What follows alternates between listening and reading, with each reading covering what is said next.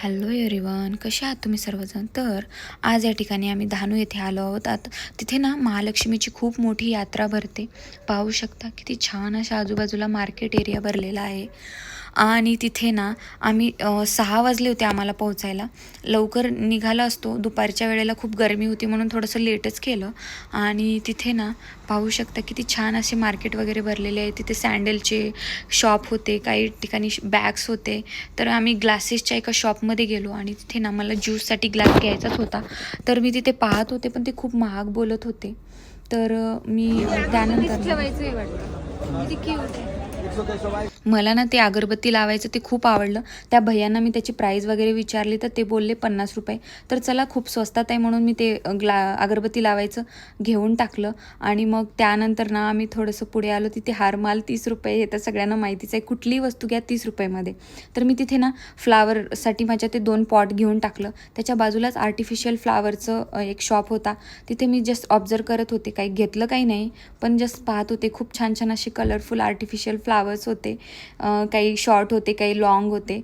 पण असं पाहूनच खूपच छान असं कलरफुल वाटत होतं ना. त्यानंतर ना अथर्वच्या पप्पांना ना टिफिन बॅग घ्यायचीच होती ऑफिससाठी. तर ते आधी ती बाई बोलली 120 रुपयाला, तर मी 100 रुपयाला करून घेतलं. आणि मग ते 10 रुपये काय, आपल्या लेडीजला काय 10 रुपये काय 20 रुपये काय, तेवढेच कमी झाले ना तर त्यातच खुश आपण. मग ती बॅग आम्हाला भेटली. मग त्यानंतर ना पाहू शकता तिथे 6:30 वाजले होते. आणि तिथे आजूबाजूला असं काही म्हणजे पाळण्यांना वगैरे लाईटिंग वगैरे काही लावलं नव्हतं. आणि सुरुवात होती. आणि अथर्वला ना कार रायडिंगमध्ये बसवलं. स्टार्टिंगला तो खूपच असं म्हणजे एन्जॉय वगैरे करत होता. त्यामध्ये खूप खुश होता बसल्यानंतर.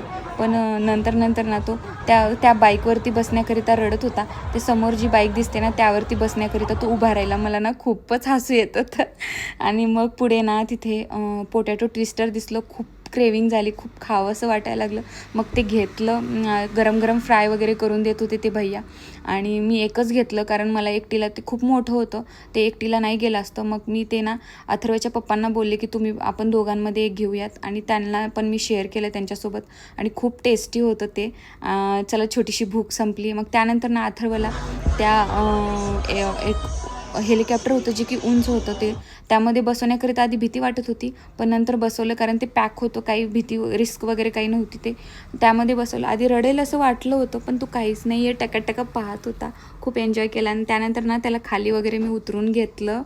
आणि आजूबाजूला पाहू शकता किती छान असं म्हणजे खूप लाईटिंग वगैरे, पाळणे वगैरे खूप छान वाटत होतं मला. एक रायडिंग दिसली ती खूप भयानक होती. त्यामध्ये युनिक वाटलं आणि त्यामध्ये बसायचंच आहे नंतर असं ठरवलं मनामध्ये. आणि तिथे आम्हा मायलेकरांची वॉक बघा स्लो मोशनमधली कशी वाटली. आणि त्यानंतर ना अथर्वच्या पप्पांना ना एक रायडिंग होती जी की खूप अशी भयानक होती. त्यामध्ये मी बसवलं. काहीतरी युनिक होतं. मला वाटलं की आधी तुम्ही बसा त्यानंतर मग मी बसेन असं बोललं त्यांना. आणि ते खरंच ते म्हणजे त्यामध्ये बसले आणि ट्राय करत होते. ते खूप गरगरत होतं. मला खूप भयानक भीती वाटली. मला वाटलं की बरं झालं मी नाही ट्राय केलं त्यामध्ये. पण त्याला ना सेफ्टीसाठी बेल्ट वगैरे लावले होते त्या भैयांनी. आणि अशी भीतीचं काही कारण नव्हतं. पण थोडंसं हिंमत लागते त्यामध्ये बसण्याकरिता. मी नाही ट्राय केलं. आणि अथर्वच्या पप्पांनाच आधी बोलले की तुम्ही ट्राय करा मग त्यानंतर करेन. पण ते बोलले की खूप गरगरत होतं, नको तू बसू त्यामध्ये, तू दुसरे कुठेतरी बस. मग त्यांनीच बसलं. पुढे ना एक टेडी होता जो की खूप क्यूट होता. अथर्व त्याला हाय वगैरे करत आहे. त्याच्यासोबत तो असं गप्पा वगैरे मारत होता. खूप छान वाटलं. मग त्यानंतर ना तुम्ही पाहू शकता ते आजूबाजूचं व्ह्यू वगैरे कसं दिसतंय. रात्रीची वेळ झाली होती ना, ते खूप छान एक रायडिंग दिसली त्यामध्ये बसायचं होतं. मग आम्ही तिकडे गेलो. ते खूप छान असं गरगरत होतं. वरती उंच टोकावर नेत होतं आणि खाली आणत होतं. आणि अथर्वला मग त्याच्यामध्ये मी वरती जा बोलत होते. तो खालीच खेळत होता ना आधी. त्यानंतर मग त्याने माझं ऐकलं आणि तो वरती जात होता, ट्राय करत होता. त्यावरती मी त्याला असं बोलले की त्याला गच्च धरून त्या स्ट्रिंगला धरून वरती जातो. आणि मग तो आधी कन्फ्यूज व्हायला लागला की इथून स्लाईड करायचे का तिकडनं. मग त्याला लक्षात आलं आणि मग तो स्लायडिंग बरोबर त्यावरती स्लाईड करत खाली आला. लहान मुलं पण खूप हुशार असतात ना, त्यांना कळून जातं. कधी कधी कन्फ्यूज होतात पण ते डोकं चालवतात कधी कधी.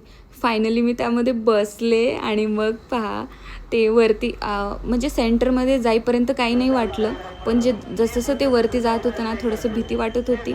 आणि पण एक झालं की त्यामध्ये बसल्यानंतर ना पूर्ण जे की यात्रेचं व्ह्यू सगळं दिसत होतं, पाळणे दिसत होते, खालचे लोक दिसत होते. खूप मज्जा आली, कारण तुम्ही यामध्ये तर नक्की ट्राय करा. खूप मज्जा आली, कारण तिथे व्ह्यू पण दिसतं आणि एकतर उंच टोकावरती जाण्याची वेगळीच मज्जा राहते. आणि ते खूप सेफली खाली स्लोली खाली आणत होतं, तसं काही भीती काही नाही वाटली. खूप सेफ आहे त्यामध्ये, तर तुम्ही नक्की ट्राय करू शकता.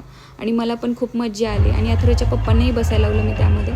आणि देन पाहू शकता असं छानपैकी व्ह्यू दिसत आहे. तुम्हाला जर हा व्हिडिओ आवडला असेल तर नक्की कमेंट करून सांगा. मग त्यानंतर आम्हाला भूक लागली होती. मी अथर्वला घरूनच बनाना वगैरे घेऊन आले होते आणि त्याला बनाना वगैरे दिला. आणि मी मसाला भात मागवला आणि पावभाजी मागवली आणि पाणीपुरी मागवली होती. असं छोटंसं आम्ही मस्तपैकी खाऊन वगैरे घेतलं. आणि तुम्हाला जर माझा व्हिडिओ आवडला असेल तर लाईक करा, शेअर करा, कमेंट करा. पुन्हा अशाच एका नवीन इंटरेस्टिंग व्हिडिओसोबत भेटूयात. तर thank you, bye friends, take care.